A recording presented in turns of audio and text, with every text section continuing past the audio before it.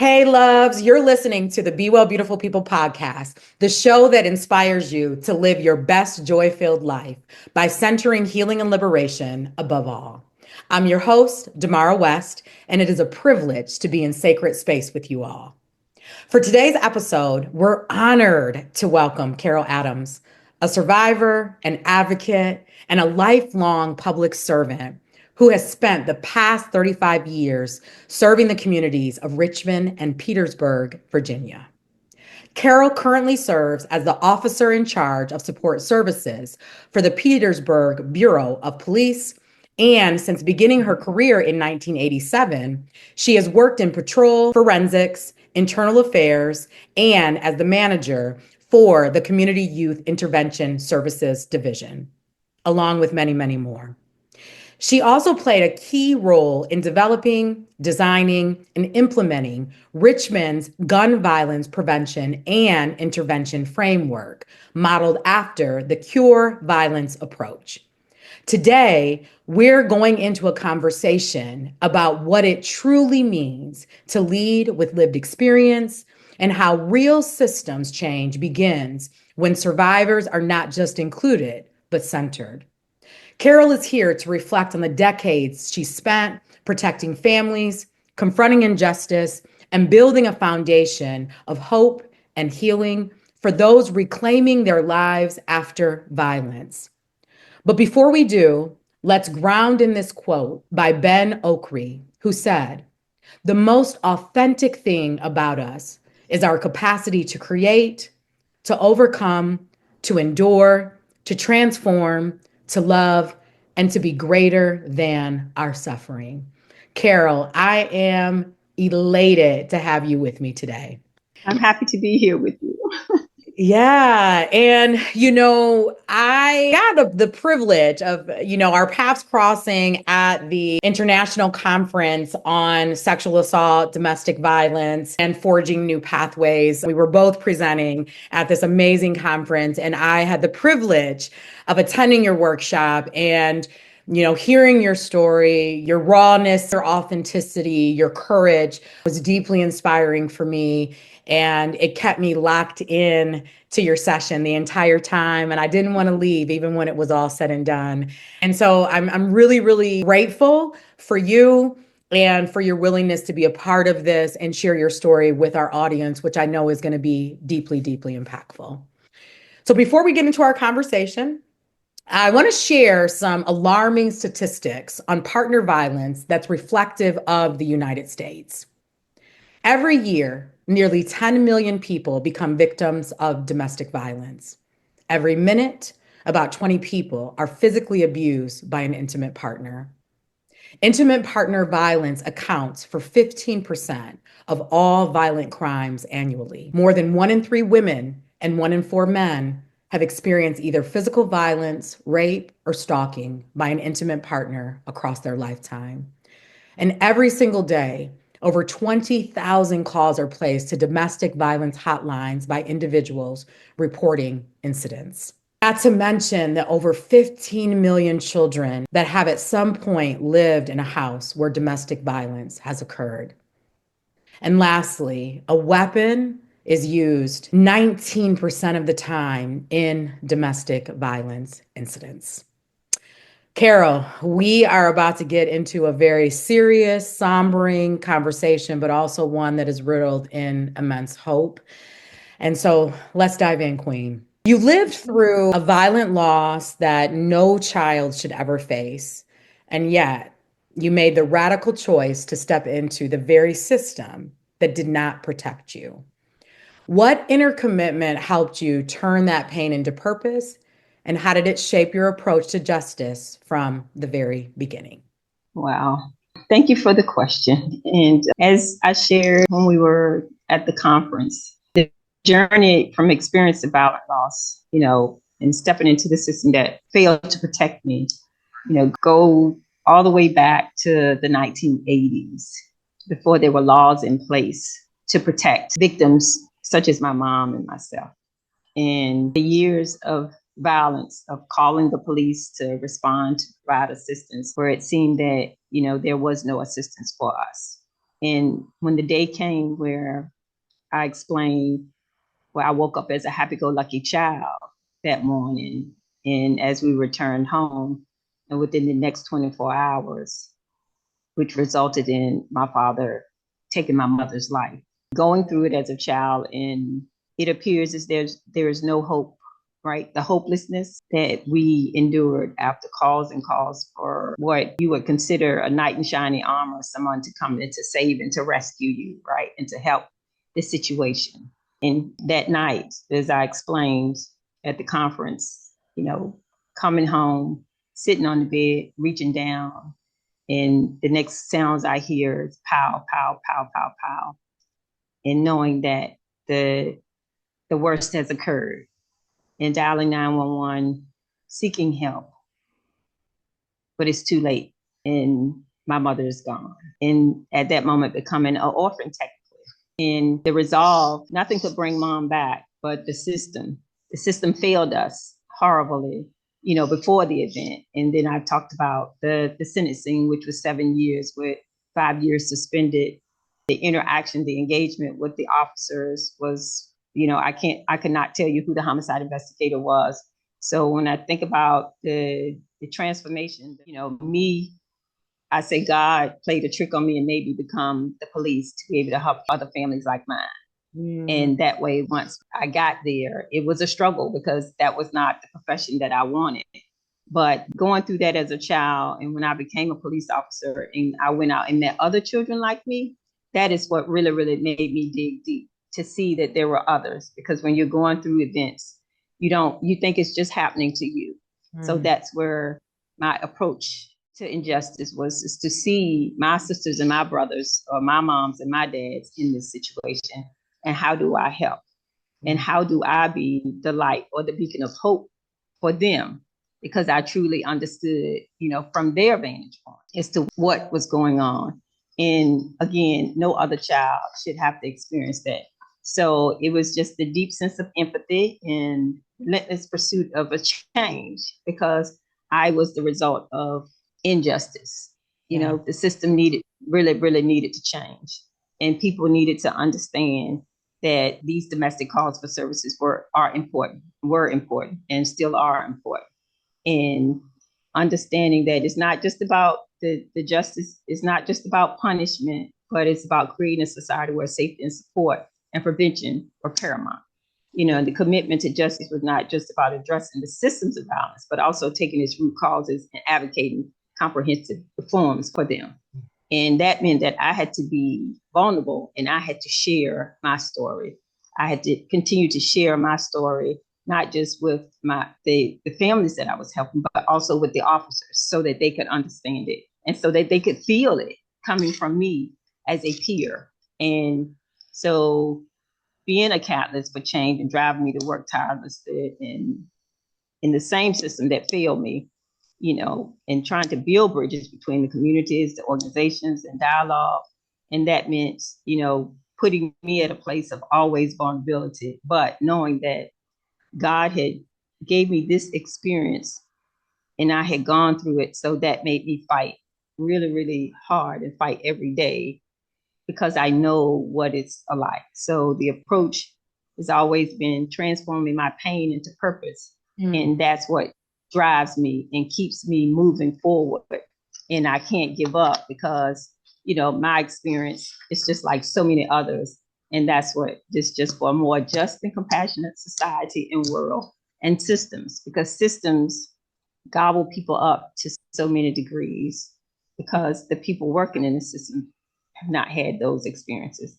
And so I think that's what gives me my drive every day. I want people to know this is who I am inside out. I am the child survivor of domestic violence homicide. And that's something that I wear boldly with my uniform on, so people can understand. I'm not just here to help you with how I was trained because of my training. I'm here to help you because of my lived experience. So I have the both platforms. Yes, I've been trained as a professional, but I had lived experience training before I ever even walked into this profession to bring to the table, and to be able to stand with you side by side through your journey and not to understand your exact feelings, but to have had an experience to the same degree, at some point in time. So at least to be able to be there, to have empathy and compassion, and to walk hand in hand with you while you go through this journey. Wow. You epitomize what it can look like when we take pain and we find meaning behind it, right? And though I want to name that the fallacy is, which is so untrue, that everything is happening for us. No, sometimes bad things just happen. Really Yes. devastating, mind-blowing, gut-wrenching, things that will take people out of this world because the crack is too deep, right? And Yes. yet somehow being a young child and understanding all the things that you did, and even your ability, not just your knowing of why you became a police officer, but your unrelentlessness in wearing a banner of being a survivor is one of the things that I knew. I said, oh, her light is different. I said, oh, this is not just somebody who has researched something. This is somebody who has lived deeply and has faced dark parts and who understands the implications of what this means and how to really show up with heart when people are suffering. And the heart is typically absent, as we know. And even saying you are a survivor as a professional is so taboo. And so much so, Carol, that I presented at a conference the week before that we met in Nashville. And we were doing these intros around the table. And when it got to me, I said, yeah, I'm a therapist and I am a survivor of complex childhood trauma. And at the end, it was silent. And someone said to me, a fellow therapist stopped and said, oh, you're a fellow survivor. Oh, that's so interesting. Tell me about that. And it was indicative of how infrequent it is for a professional to say me too, to Yes. say me too, and Mhm. to wear it with the same amount of importance that I wear my degree, right? Because I Yes. can't separate those two worlds. And also know how complicated that can be, how much courage it takes. And for you, it sounds like there was no other pathway but that. Even though you wanted to be something else, but you knew that you couldn't be this other thing because you had to do this and you had to do it in these ways. So, talk to us about that moment when you knew this is it. I have to go down this pathway and I can't stop. Wow. Well, my whole journey into public safety, it just should never have happened. Mm. First of all, I don't weigh enough. I'm not big enough, tall enough, according to, the scale, right? We And can I'm see we a can see how female. petite you are on camera, okay? And I got to see how petite you were in person. Correct, correct. So, it's the higher power. When something you're meant to do something, the pathway will be made for you. Joining the sheriff's department, I didn't weigh enough. The doctor was like, Carol, you got a great attitude, great personality. You know what? I'm going to pass you, girl. Go ahead on, pass this test and do this Mm. job. Come And on becoming now, a police neighbor. officer the exact same way. I went to, you have to go and get a physical. The doctors told me some things about my iron. Said, well, Carol, you don't take the test this time, you take it the next time. But my grandmother always taught me that, you know what? Nothing beats a blank with a try. So you have to show up. You have to make them tell you no. And mind you, that morning when I got to the police academy, I was 33 years old, and everybody taking the test, except for before, people were between 21 and 25. Everything in my body told me to drive off, and I could not drive off. I had to get out and I had to go in because I already had one excuse. The doctor said, no, try again later. But I went in and I took this test, and it happened. Mhm. And that was the beginning. And I knew from that point on, I had to keep going. But the day came. Well, first, when you take the psychological exam, they ask nothing about personal trauma. during the whole interview process. So I've gone through the process, and now I'm through field training, and I'm driving by myself, and I get a domestic call. And I have to, in my mind, talk to myself, because when domestics happened at home, I was in the middle of it, right? So now I'm a professional, and I have to separate these two hats. I cannot allow my personal to interfere with my professional investigation and documenting the facts and taking action. And I'm just self-talk while I'm driving. And when I get there, I manage through it. I manage through it. But meanwhile, like I explained there, when I hear lots of loud fussing and arguing, it's like somebody hotwiring my body because of all of the events in my life as a child. It just amps up my nervous system. So I have to maintain all of this stuff that's going on inside and still be the professional there on scene.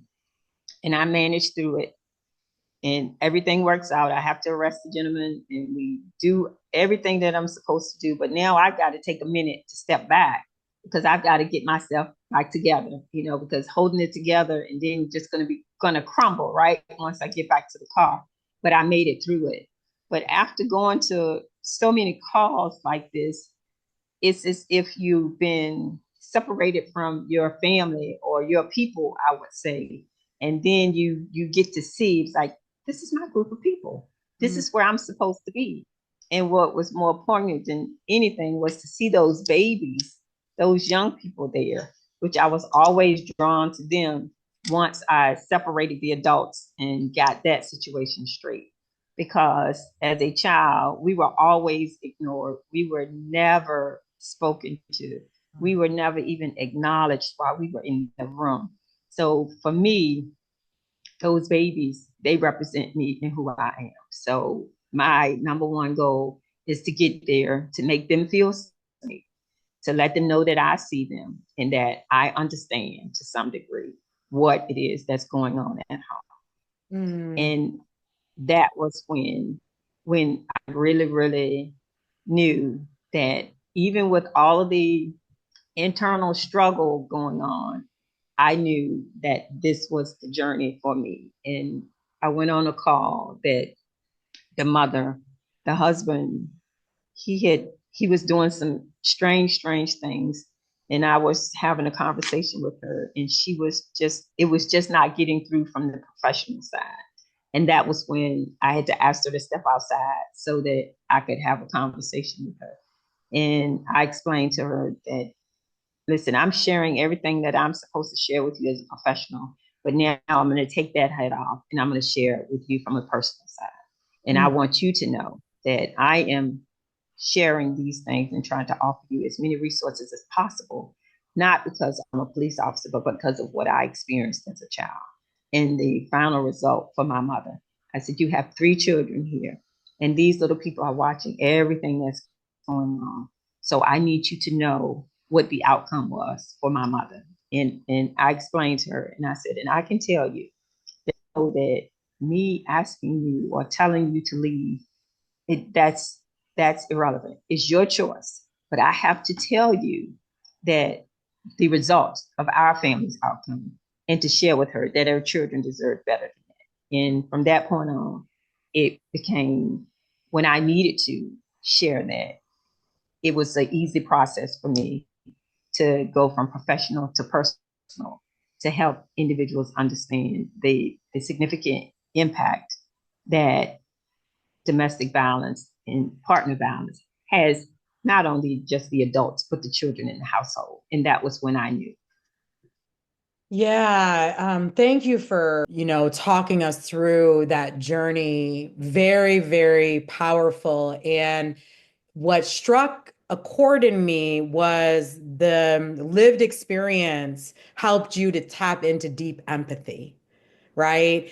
And even this ability to know when to enter in to self-disclosure as a way to get people out versus I'm a professional. I want to get you out from a safety perspective, and understanding the difference of the impact of those two different approaches. And so it's amazing that you just followed you allowed source, God, creator, to lead you there. It's not like you knew you, but there was something intuitive in you that said, this is, I have to reveal this. And there are moments when it just sounds like you knew, I have to reveal this. And when I think about creating change in people's lives, the only way that we can really do that is if we can tap into our own pain. And yet, many of us in the field are not doing that, haven't faced their own trauma. It's not as if they haven't had trauma themselves, right? I imagine, but they haven't been able to see it for that or have the or talk about it or do the trauma work around it. And so I would love for us to explore how this has impacted and changed the way that your fellow officers in the system now move, irrespective to domestic violence. Because I can imagine that you have, in your loving, gentle, fierce way, really rocked the world of that system, right? You have really made them face themselves in ways that no one else could because of this lived experience that you have. And I want to say this last thing. What also occurred to me, and I think it's really important to name this because so oftentimes professionals, we are told not to self-disclose, right? As a therapist, we are told you do not. It is not about you. And yet, what I know to be true is that my story at times is a part of the light I have to share in order to get somebody else to their light. I can't separate these two worlds. Now, if I'm making it about myself, then that's a problem. But if I am sharing my story for the sake of your own healing and liberation, then I'm doing it right. Then that's my light work. Right. And so I would love for us to talk about A, how you have transformed that system, and B, what do you have to say to the people that are anti to stepping into their own truths that could be a pathway for someone else to get their healing and liberation, right? Because we're talking about the power of sharing our truths when so oftentimes in the professional world, we're not willing to share our truths. Okay, well, part one, That I was, I know can those were two honestly, big expirations, Carol. I know, I know. yes, yes, yes, yes, that's okay. I got it. I wrote the second one Okay, down so okay, I won't good. forget. So, so part one, the impact on my community, the and let's say all of the professionals, police first because we're the first responder, and peer to peer where we're learning because we're in the same circle together.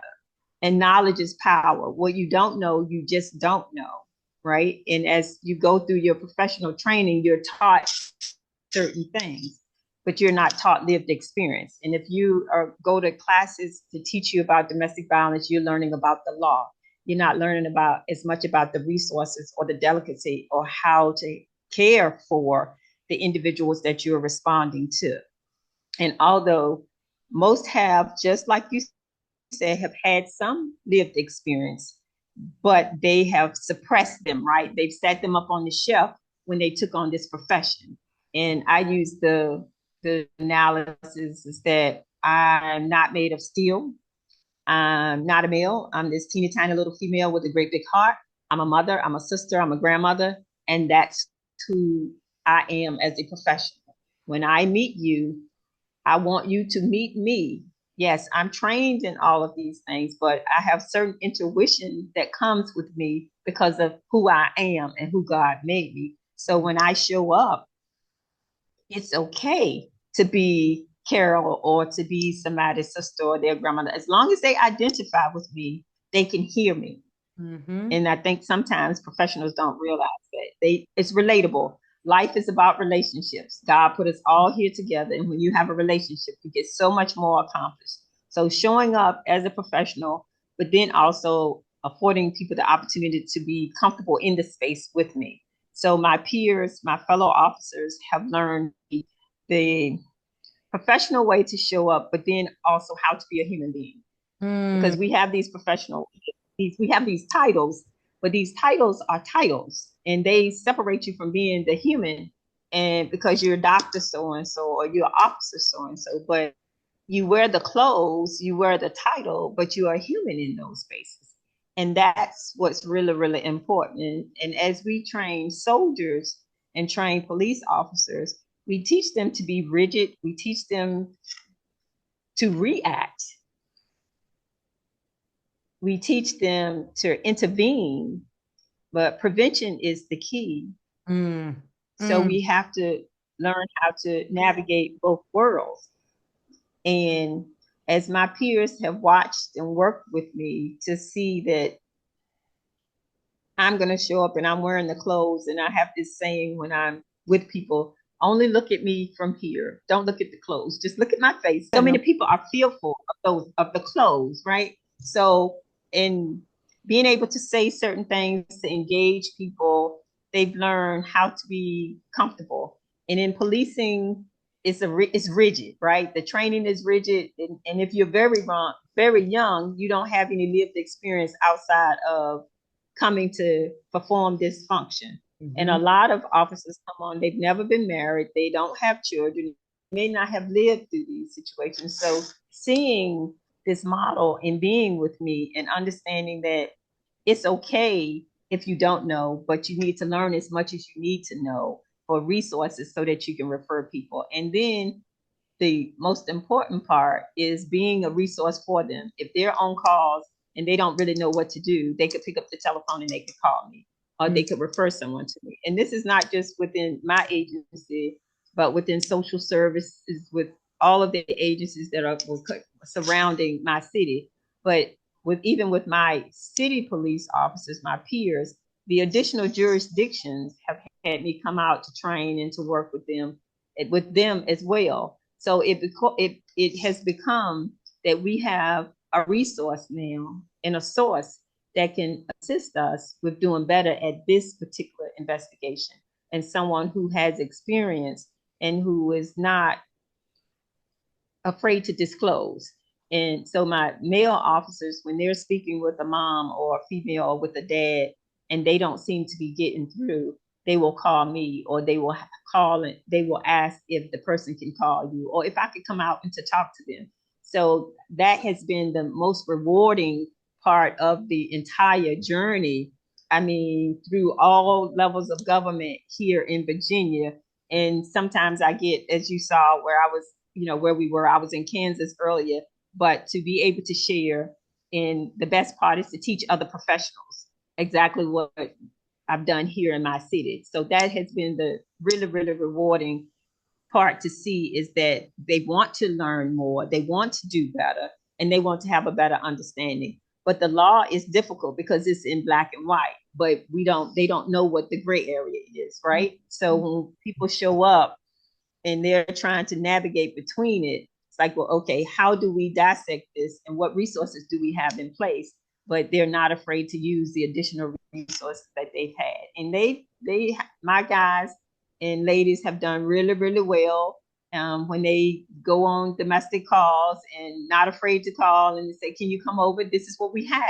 Mm-hmm. And so we can talk about it, right? We can work through it. And that's the best part of this. And I retired 2 years ago from Richmond, and I took on another position here in Petersburg just to teach the young people how to get out and how to engage the community under any circumstances. And it's all about empathy and compassion. We can't change what happened before we got there, but if we help them work through it, then we can hopefully change some lives and have a different outcome for the entire family. Because people are not inherently mean, and people don't want to just fight and be combative. We've got to figure out what has caused this one party to be in this place of aggression, right? So how do we work through it? How do we ask the right questions so we can find out what resources are necessary?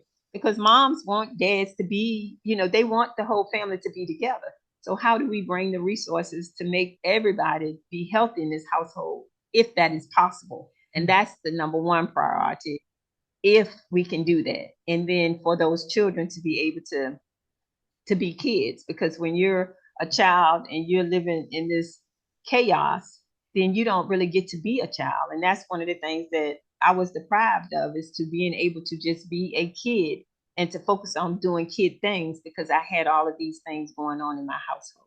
Yeah, yeah.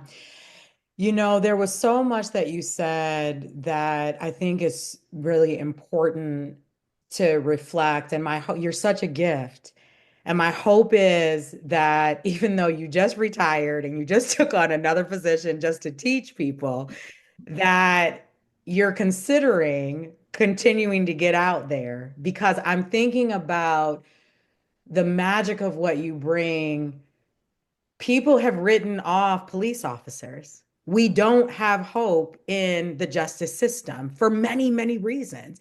And particularly if you look like us, we don't have hope in a system. And yet you're giving hope every day and you're showing that things can change.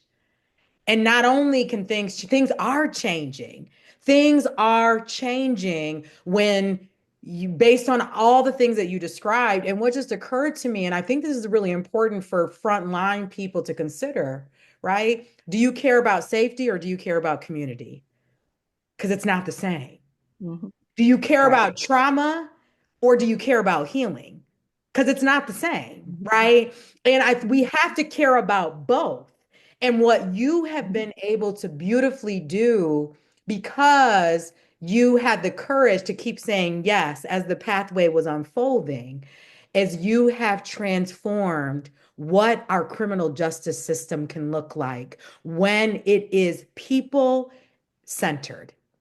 And Yeah. the last thing I want to say, Carol, is that it also occurred to me that you're applying a trauma responsive lens that says, right, not what is wrong with people, but what happened to them. What, because Yes. no one is just operating in this way. That is not our human design. And you know that, and yet someone else walking in might see a monster, right? They might Mm-hmm. see, and if we see this person as any less than human, how can we actively support them in a humane way? And Right. so I love what you said about just look at me right here. I just need you to look at me right here. Like I don't I'm human. I'm fully human. Be with me. I'm with you right now. Be with me. And I need you to feel me in this. And just that, I imagine, changes everything. It changes Mm-hmm. everything because it is so rare for us to engage with law enforcement in that way. And then not to mention the things that we see in the media, all of the massive messaging that we've received and the lived experiences that we've had. And I can relate to also not being protected by the criminal justice system as a survivor. And yet, here you are. And yet, here you are, right? Like setting the world on fire. I got to get you in Detroit, Carol. This is all I'm saying. And if you coming to Detroit, Carol? Yes, just tell me when. Okay, I will be there. I will be sister, there. I will be. mama, sister, queen, we are going to figure out a way to get you here because your message is too important. And I know you can't be everywhere all at once, and you deserve ease and peace and retirement and all of that. But also, my hope is imagining how can we get your work down on paper? How can we make sure that when Yes. you are entering into your life of comfort and peace and ease that you so deserve, right? When you are ready for that, that people are equipped to continue to share your light because it's too important, Carol. But you know this already. You know this already. Yes. Thank you. So a lot of people expect survivors to act fast, to leave, to heal, to move on. But as a survivor yourself, not to mention your experience, you know that that couldn't be further from the truth. So what have you learned about what it really takes for a survivor to begin and continue the healing journey? As I mentioned before, that I begged my mother to leave so many times. And it's just, it's easy to say, but it's harder to do, because safety is a place that requires work. right, to find. But if you're every day you're surviving, then you don't have that time to find that place of safety. So the healing journey is deep and personal and it can't be rushed, but healing begins with the safety and stability. So when we look at safety and stability, a lot of our families go through homelessness because if you're in a relationship and the other party holds on to all of the power and the finances, then if you move your family to live with other family, that's not going to last long, right? So you might be safe, but you don't have security. So having a secure environment where you can feel protected and supported, that's a difficult space to find. And people will tell you things, but once you get there, then you've moved into another space that sometimes turns into a worse space than where you were. Because as a survivor, you're at home, you can navigate home and you can navigate the offender because you will know, the little timeline as to when they're gonna do the things that they do. But being completely separated from your own space and in another space, and then the people that are there are not receptive, they're not understanding, your children don't have the same opportunities. So when we look at um, addressing just the immediate needs of a survivor who leaves, we're talking about shelter, we're talking about food, we talk about finances, we talk about transportation. All of those things are a priority for that person to feel safe and to have stability. And if they don't have it, then they're still away from the perpetrator, but it's difficult. And so the healing cannot occur because emotionally and psychological recovery can't happen because now you have a different set of dynamics that you have to deal with that you have moved on from one place. So I would say the process of healing is nonlinear and it takes a lot of time. It involves rebuilding the trust and trust, not just trust in empowering yourself because self-esteem has a lot to play with, an important role to play. Because if you've been in a relationship and it's been whacked at every, you've been, abused, you've been called names, you don't have the things that you need, and you probably become isolated from your family and your friends. So psychologically, you have all these things going on in your mind. So when we talk about getting out, rebuilding the trust, processing your trauma, and finding ways to cope with the emotional aftermath of leaving, then they put you in a whole nother area. And we don't think about what victims go through when they're in these situations. But leaving is not a part of healing yet Mm. unless you have the stability and security, right? So they need patience, understanding, and supportive community. Yes. There's a couple of things that just occurred to me that I think are so important to name because we are oftentimes like judging people when they stay, right? Mm-hmm. We oftentimes, in our minds, we believe it's so much simpler than what it actually is. And I so appreciate that you named that this is not just about safety, it's about security. And it's about Mm-hmm. what long term is going to provide me with the comfort that I need to begin feeling settled enough so that if I choose, Yes. right? Because healing and liberation is a choice. And one of the things that I'm learning as a practitioner is that we should not be violently trying to push people to heal. No. It doesn't work that way. But if given what you just named, comprehensive supports, right? What do you need to start your life over in a comprehensive way? And knowing that if we can't do it comprehensively, we've got to figure out how.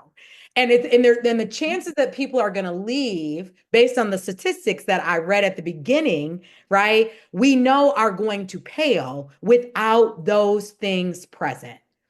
And so this is why wraparound services and when we think about Maslow's hierarchy of needs, it's the basic needs. I can't do anything. Really, in fact, what we do miracles every day in spite of. It blows my mind what we're able to do in spite of. But if we're really talking about living a life and rebuilding a life when this over here is the only life you know. And yes, it might be mired with all these things that could ultimately be so detrimental that your life could end, right? We know the devastation that can occur, but we also know those things aren't enough because we also need other elements to be in our world in order for us to say that I can walk. Because I know this thing here. I know this doesn't feel good for me to be in this. I know I don't like it, but at least I know this. At least I know this. And you said it, and the ability to be able to navigate through this, as tricky as that is, versus navigating through a seemingly place that has the safety, that has all the things that we believe that people need, but it's not actually what people need. And No. so I love that you named that because it's Yes. not just about the fact that this person doesn't have the courage. It's not just about this person doesn't love themselves. It's not just about, it is much bigger than that. So I love the invitation for those frontline people because we've got to do more to collaborate. We've got to do more to bring services to the forefront comprehensively for survivors, which is why your work is so important. Because I know that's in part what you do outside of all of your years of service within the criminal justice system. So, talk to us, Carol, about the ways that you have comprehensively supported survivors based on the amazing work that you've been doing through your foundation. After the years of, responding to calls for services, we would refer people to different resources. And it seemed as if every time we referred somebody, it would be the last thing they had. We don't have anymore. And so that made me feel really, really awful because I've been in this journey with you and got to this place, and you've made decisions, and now your decisions, we are here knocking on the door of the resources that's going to help facilitate your choices, and they don't have it anymore. And that was when I created the foundation, and we started, my friend donating money to assist me with hotel stays and different things. So we created the Carol Adams Foundation, and through the foundation we have women, men, and children who've been exposed to domestic violence. We have two houses where we can afford shelter and transitional housing, and also pay for hotel stays for 1 or 2 nights. We provide transportation anywhere in this world. If you are from London and you're here in Richmond, Virginia, and you need to get back home, I've received calls to put people up in a hotel while they figure out how to get them back to their countries. And I would say absolutely not. The time I spend 3 or 4 nights on a hotel stay, I can buy a plane ticket and I can have them on their way home so that they can be reconnected with their families and reconnected with resources and service providers that can assist them. And they will no longer be here in my city or in our country without the support that they need. We provide food, groceries, clothing, furniture, because if I'm with you and you're telling me that the things that we talked about before, the stability, the safety, the security. So we know housing, when we talk about Maslow's hierarchy of needs, the basic needs, it was my goal to meet all of those basic needs and to be able to provide them, not to rely on anyone else for those services. And so that was our goal right from the jump start. If this is your choice, then okay, we have housing for you. You have a timeline to be able to stay. We have to talk about a plan. What is your plan and how we can help you facilitate it? We had employment services on scene at our resource centers so that we could help connect you there. And if you were not employed, we would connect with our partners who could give you certifications or to prepare you for a career so that you can help facilitate the power of your finances to be able to take care of yourself and your family. We work with some with HUD so that they could work towards purchasing houses. We also assist with rental down payment. And if someone's behind in their rent, we would assist them with that as well. Because we want people to be independent and to be able to work towards their own home ownership or their own housing, their day-to-day living. And we also provided children's services. And the children's services are the priority for me because that's how I relate. Because as a child living in a household of domestic violence, as I alluded to before, you don't really get to be a child because you're busy focusing on what mom and dad's doing. And so our children's services include out of school, after school, you get to come to the resource center and just do your homework, but then to be a kid and do other things, play games and stuff like that. On the weekends, we would go to college campuses. And during the summer, we would have a summer camp from the first Monday school closed to the last Friday before school opens. And we have a great curriculum that we provide 2 meals a day. No family pays $1 for camp, and all of the services that we provide there are at no cost to our families. Our children learn a second language, sign language. We take them flying. We do STEM work. We do mindfulness. We do yoga.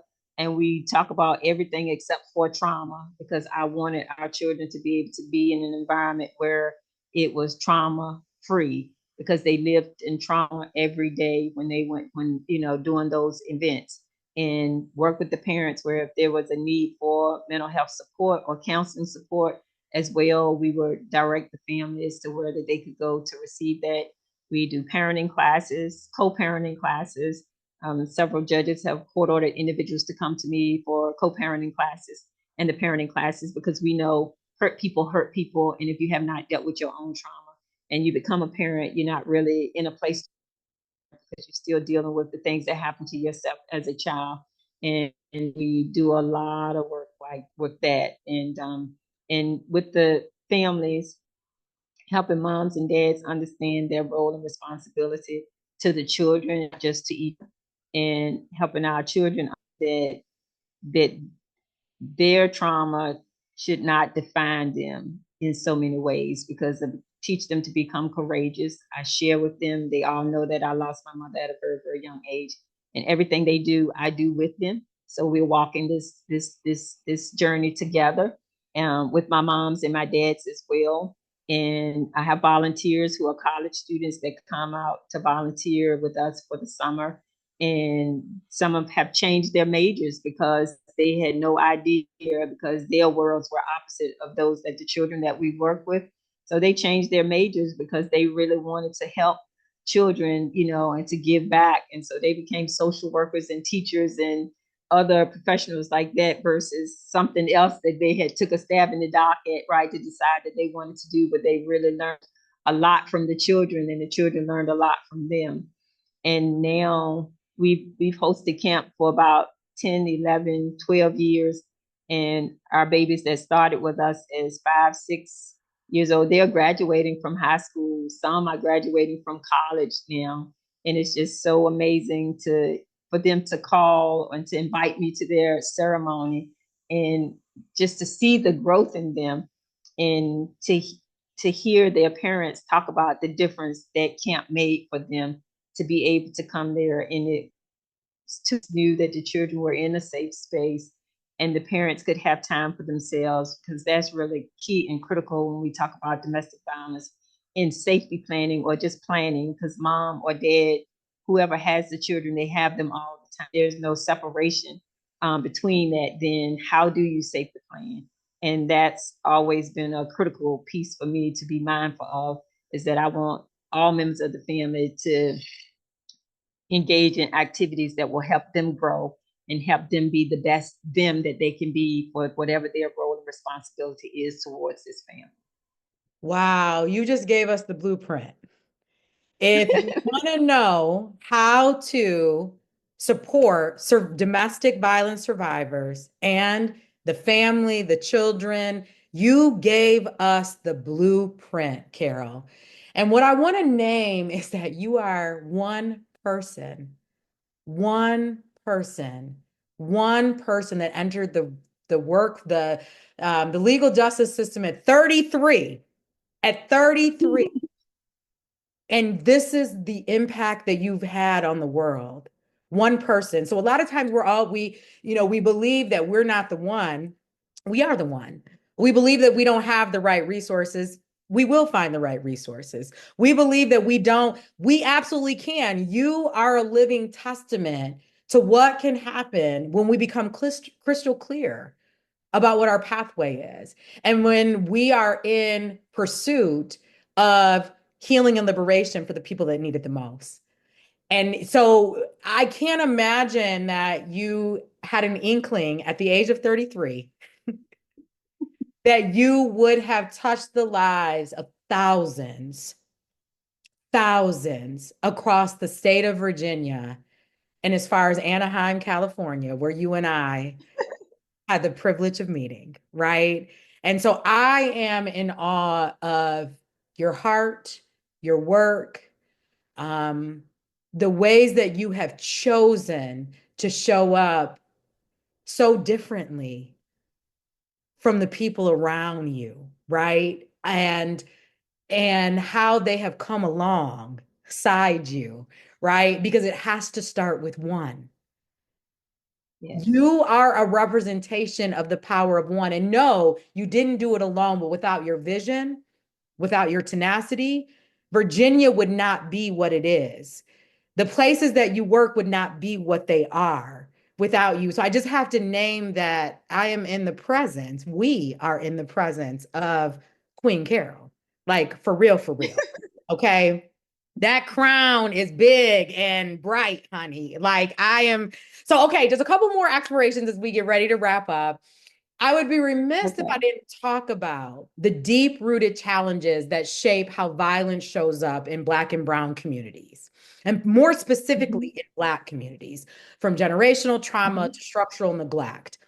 So, how do Mhm. these truths shape the way that you show up outside of all the things that you shared, right?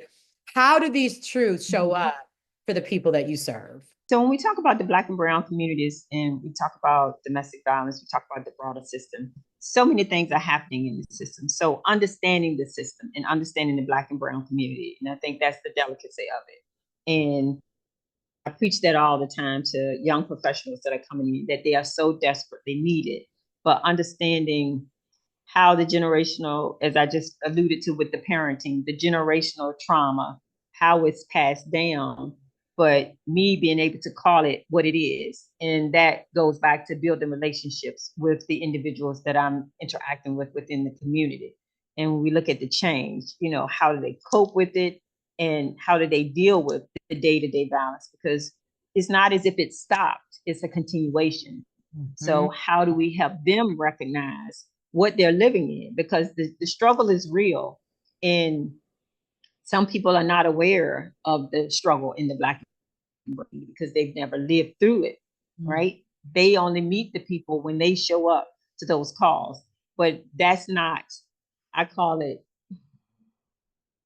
when when you respond to the call and you see the person, they're not really there. That's not really who that person is. Mhm. That's the result of where they've come from.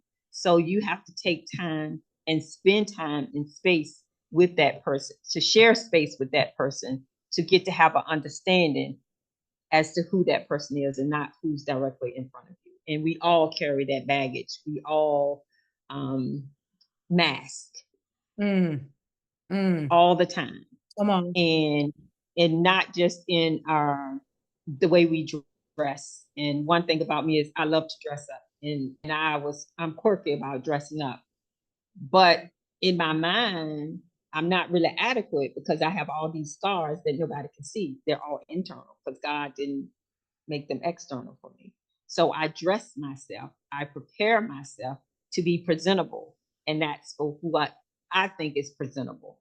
But people are not aware of the internal struggle that I have. And so when we look at the structural neglect and inadequate access for the Black and Brown community in resources, healthcare, economic opportunities, the vulnerable communities, we have all of these grocery store deserts. And when we look at our Black and Brown communities, we don't have adequate greens, adequate nutrition, none of that. Grass for good air.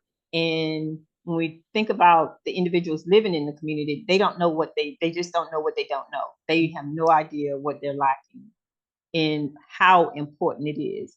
And being culturally sensitive is the number one priority for me, and Mm. being that advocate and that voice for them, because things that they can't say. I can sit at tables that they will never be able to sit at. I can attend meetings that they will not be a part of, and being a voice for them and calling it out, see it, is really, really important for me. Being afraid to speak my mind because I am retired. I am an older person. I can say the things that I need to say. So we have to strive to address not just the safety needs of the survivors, but those underlying factors. And we sometimes don't want to call out those underlying factors. And it is simple as someone going into an agency seeking services and the person at the front desk is not culturally sensitive enough or aware to be able to be present, humanly present, to correspond with the person seeking help, that would do so much damage where that person would never come to seek services again Mm, just because of a 2 or 3 minute encounter with someone who is the professionally insensitive and not culturally sensitive enough, professional enough to be able to accept the person for who they are and showing up to receive the information and to clearly direct and to guide them without judgment and without that judgment being displayed. yeah. It's so important to name that when we're talking about survivors healing, if they choose to do that, and the systems that they go to for the support, I often talk about that the trauma in itself is not just the thing that's problematic, right? It's Mm. also what happens after. Yeah. And if we are not careful, the very systems that were designed to support us in getting to safety and getting to Mm-hmm. wholeness will actually create more harm, even sometimes, than the incident itself, right? Because you may expect your partner to abuse you because that's all you know, but you don't expect that if you go into and talk to an officer, that an officer is also going to abuse you, right? Or you don't expect that a therapist is also going to abuse Mm-hmm. you. And yet we do harm every day. And a buffer for that is to be culturally responsive, is to understand that we don't operate within a silo, that everything we do is interconnected. How I show up, how I see you. And in order for, and what just occurred to me is that in order to see the full humanity in people who are different from us, we have to be culturally responsive. We have to be curious enough about somebody else's world in order to Mm-hmm. say, I want to see you. I want to get to know you and I want to help you. And that has a very different spirit. And you talked about it. That causes us to remove some of our armor, right? It causes Mm-hmm. us to separate some of our title. It causes us Mm-hmm. to be fully human ourselves, which means that some stripping has to happen. And Yes. oh my God, I could talk to you forever, and we have already gone over. Okay. And so thank you. Let me to two final explorations, and these are going to be very fast. These are going to be quick.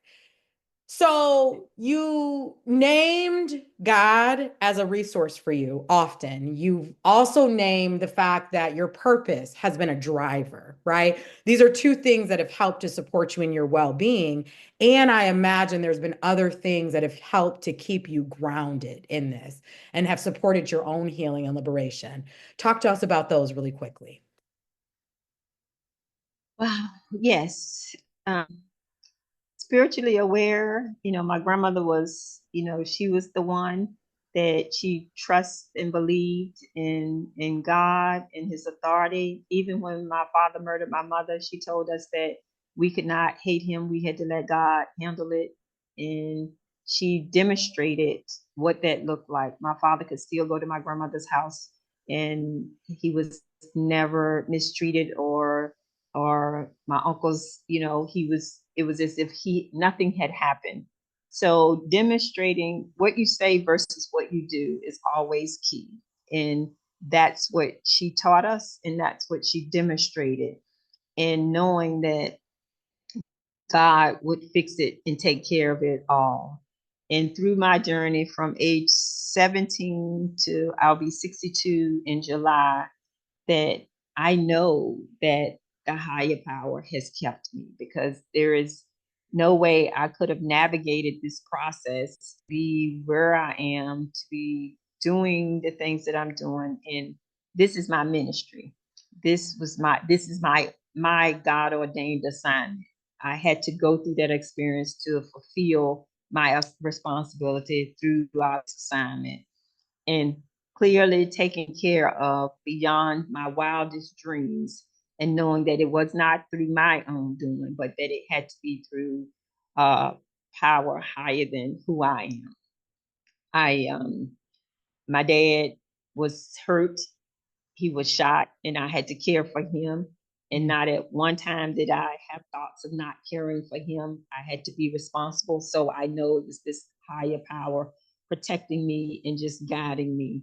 And this is every day, every decision, being obedient, being disciplined, all of those things is through this higher power. I can only say that this is my journey, and I have nothing to do with it except for to get up every day and to get out and to share the message, and to be obedient and to share with others. Although this pain that I endured, it was, my mother's not here anymore, but her name will never be forgotten, as we shared, at the conference. So yes, that higher power, my healing, I get to talk about it. And we know talk therapy is the best thing in the whole wide world. I'm not suppressing it. I get to take care of me. I get to process my feelings. I get to talk about how I felt about my dad, how mom not being here, those special, those moments, and versus someone who has never talked about their traumatic event and they still have it all bottled up inside. And I've learned the self-care. When I come out to speak, I know I have to take time for myself and to care for myself. So all of this, and holistically knowing that I need to take a bath to decompress, all of the things that helps me be me and re-energize me. And those things are very, very, very, very important and a priority. And it's just like clockwork. I know what it is that I must do, but not through my own power and authority, but through the power and authority that grants me life and the ability to breathe. And in another year, I will live double the life that my mother had lived if I live to be 33, and all to give back to her. It was so beautiful when you paused your talk so that we could say her name. And thank you for the gift of showing us what real grief looks like, right? Because I just did a video about this earlier. I'm recording my audiobook right now, and I cried a lot during this chapter that I was reading, chapter 2, and it's going to be deeply painful, right? Every time I revisit it, sometimes I just think about the loss of the things that I've lost as a survivor, the experiences that I've had, right, as a survivor. And we believe that we arrive somewhere in this, that we no longer will we move to tears, that we no longer will struggle, and that couldn't be further from the truth. Some wounds are so deep, they're so deep that we will carry them to the grave, and they will Yeah. move us to deep sorrow at times in moments that we don't expect, because grief doesn't tell us it's coming. It just comes, right? It just comes. And I love that we had this beautiful moment of the gift of grief and allowing that emotion to show up, because that's real. After all these years, after all the work that you've done, after all your practices, and even during your talk, you had a moment, and I'm sure you recall this, and it's not, I imagine it's not a moment that's rare when you're speaking, where you cried.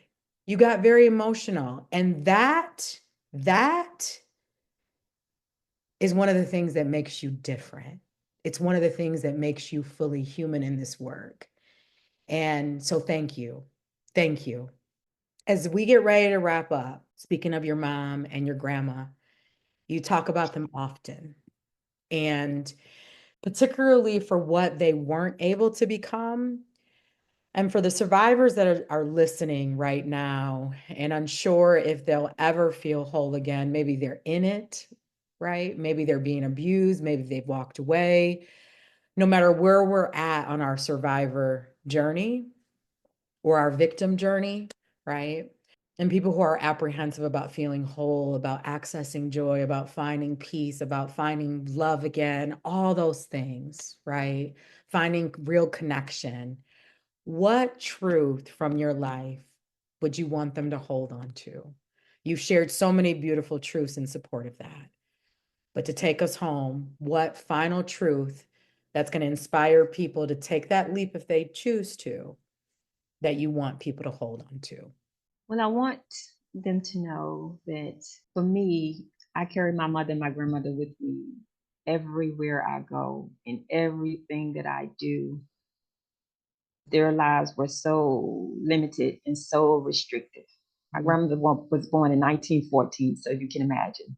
She didn't get away a lot traveling, different things. She lived on the farm. And I am being this daredevil in everything that I can dream of to do. I do it and I take them with me. I love traveling by myself. I will get on the plane and I will go anywhere. And you don't know, I don't know if I shared this, but I drove from Oakland to Anaheim through the mountains all by myself and listening to the music and listening to the radio and just stopping and having moments for them and me. But just understanding that they're not here physically, but I still can have them live through me.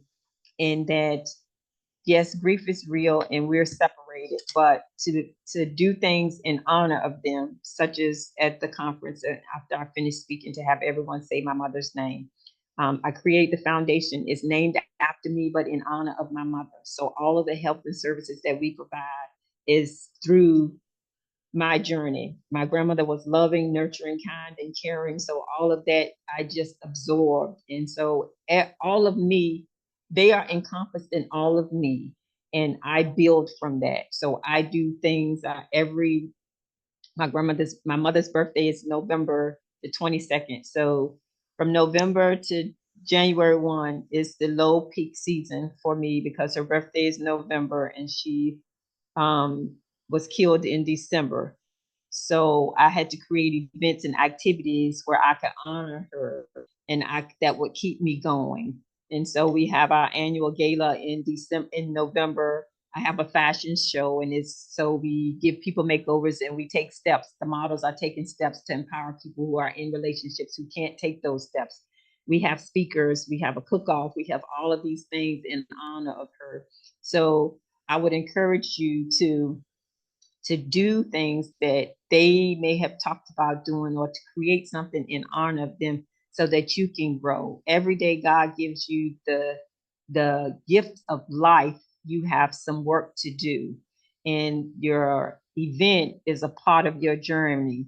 And as you get out and you embark upon it, there's a spark that is supposed to be created from your event. And just let the higher power that you live through guide you. And that's what helps me and heals me every day. You will never be the same. And you will have those moments where, and when I speak, you're right. When I start to say certain things, I have to pause because that's when my emotions are coming full circle. So I have to take a deep breath before I say my next words. But just allow the process to take its place. Don't suppress it. Your feelings are real and take time out to feel those feelings because that is a part of the process. And the more you do that, the more practice you will have. But honor them and do things for yourself and build upon it. And I had no idea the Carol Adams Foundation would be known worldwide in countries like Africa, London, and all of these different places. Had no idea, and throughout these United States. So once you get started, as long as you trust the process, everything will work out. But just love them, continue to love them, and to honor them, and love yourself. Number one, self love is a priority, and knowing that you are valuable and that you were created with purpose without a doubt. And sometimes it takes us to find that purpose, but keep on jumping into that pool until you find it because it's there and it's you, it's for you. And just start to do it. And you can start with small things, but I would say God, because my God had things for me to do since I was 17. Well, actually 6 years old to 17, living inside it. I was so creative. I used to draw, I used to put things together. And like right now, I can take the worst piece of junk and turn it into this beautiful thing. And God just gives me this vision to turn it upside down. And that's just something that was created going through this, because I had to create my own little world. So you have it, and just take time, but be you, and don't suppress who you are, and express your feelings, and don't be ashamed of a story, of your story. It is your story, and it is part of your fabric. And once you identify that, that's just like Nike putting the Nike symbol. That's a part of you. Wear it, and wear it proud, and do wonderful things to help make life as bearable as possible for you. And yes, the pain will always be there. It will never go away. Just time helps you manage it a little bit better. And if you're getting care, therapeutic care, they will teach you how to manage and how to navigate the moments when you're having those feelings.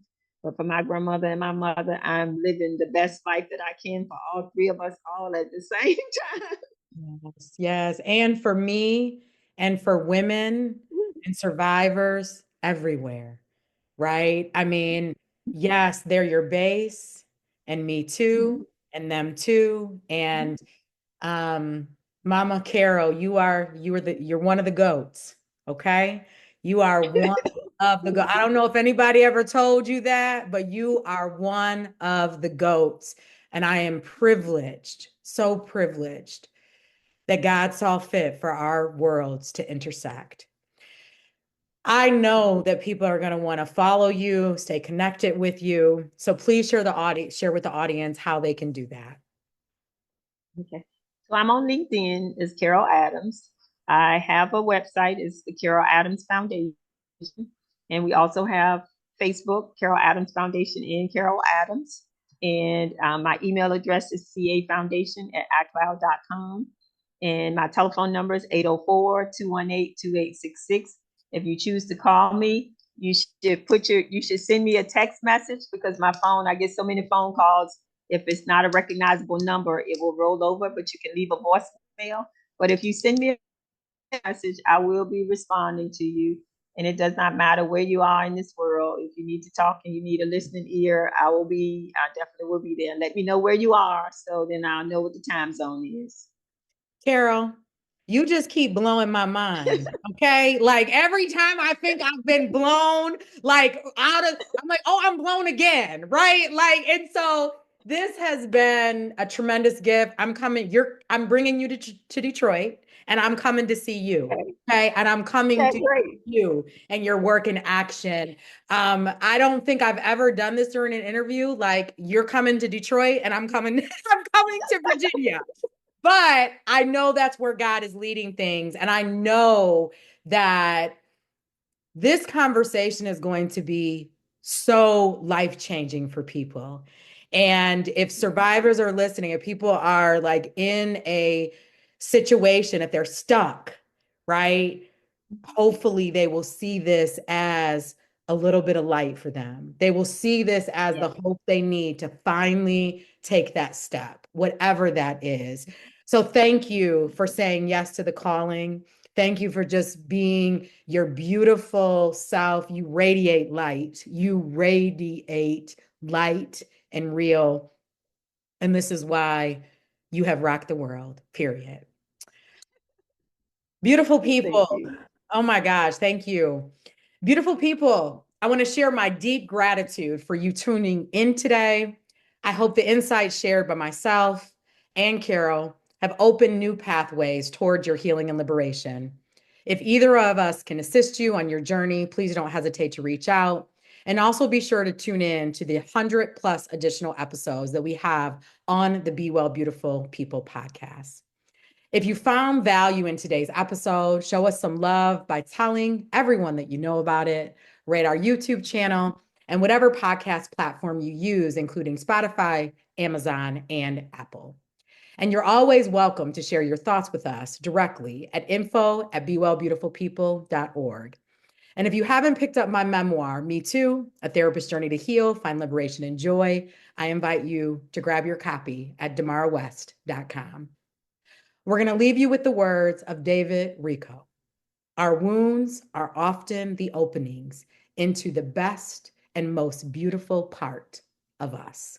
Until next time, beautiful people, Ashe.